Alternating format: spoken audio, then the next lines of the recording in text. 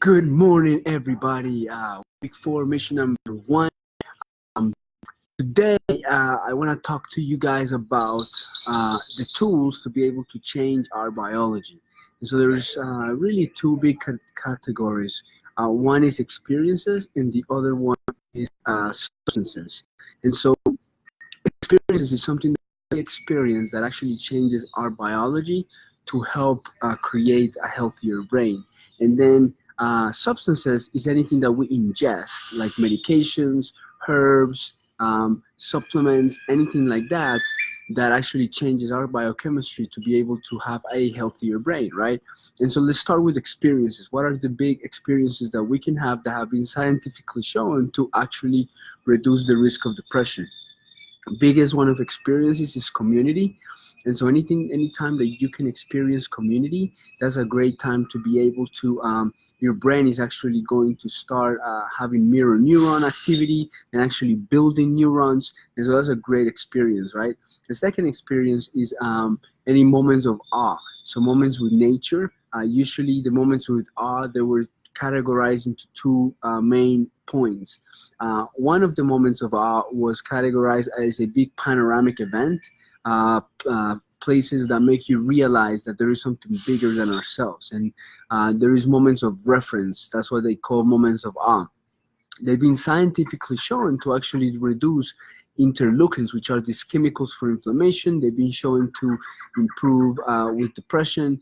And so those moments of awe are very important.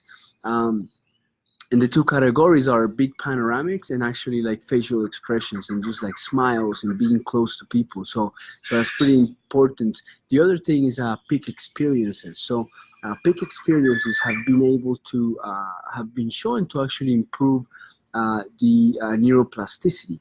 And so it seems like they improve the way that your brain is starting to rebuild itself. Another experience is through meditations or through guided imagery. We can actually create experiences in our brain that actually sets the brain for a better kind of day. So let me put it this way. So they did an example, right?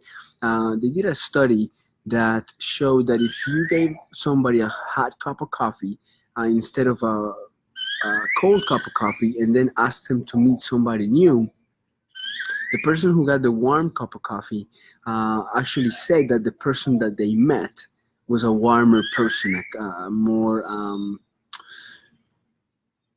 a more friendly person, right? And so this is what is called priming. And so priming is a great example of what we can do with our brains to actually be able to create and prime our brain to have a better experience regardless of what's happening, because the person they were meeting was the same in all of the experiments, but because of the cup of coffee, they were primed to actually feel that warmth. And so those are the big experiences that have been scientifically shown to improve neuroplasticity for a healthier brain.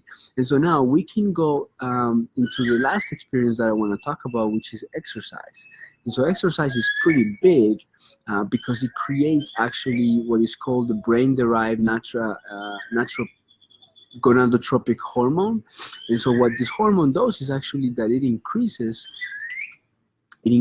the way that our neurons are growing. So it's like a growth hormone of neurons. It's the hormone that actually improves the growth of the neurons and improves neuroplasticity. And so that's done through exercise.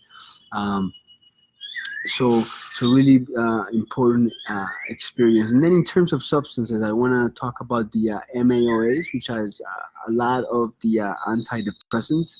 MAOA came out of a medication called for tuberculosis, and when they were trying this medication, they noticed that people in the ward were feeling a little bit better. And so then a lot of the pharmaceuticals thought that it might be a good idea to study these medications as antidepressants. And so that's where all these medications started, right? The medications that increase your norepinephrine, your epinephrine, your serotonin. Those medications have about a 30 to 60% improvement on your on your on your biology. And so here's the way to do these medications. If you are going to do medications, I would do an assessment that I'm going to put the link to. And this assessment actually allows you to see whether this medication is giving you 30, 40, 50, or 60%. Now, if the medication is not giving you a 60% improvement in your depression, then there is really no reason to take it. Same result with a supplement or with a traditional Chinese medicine, or what I'm going to talk about next, right?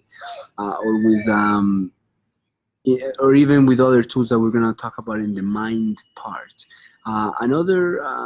Moving to the next substance. So we talked about MAOs, then diet, right? They've done studies with people that are very mindful about their diet. They have decreased chances of developing depression.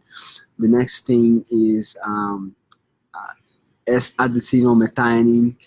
That's another supplement that has been shown to be as effective as some of the antidepressants. And then 5-HCT is another supplement that actually has been shown to be almost as effective as some of the antidepressants. And the last one is traditional Chinese medicine. With traditional Chinese medicine, there are a couple of formulas that actually have been shown to improve depression. So those are the experiences and the substances that can improve our biology, and the tools that we can use to improve our biology to be able to overcome depression. All right, everybody, take it easy.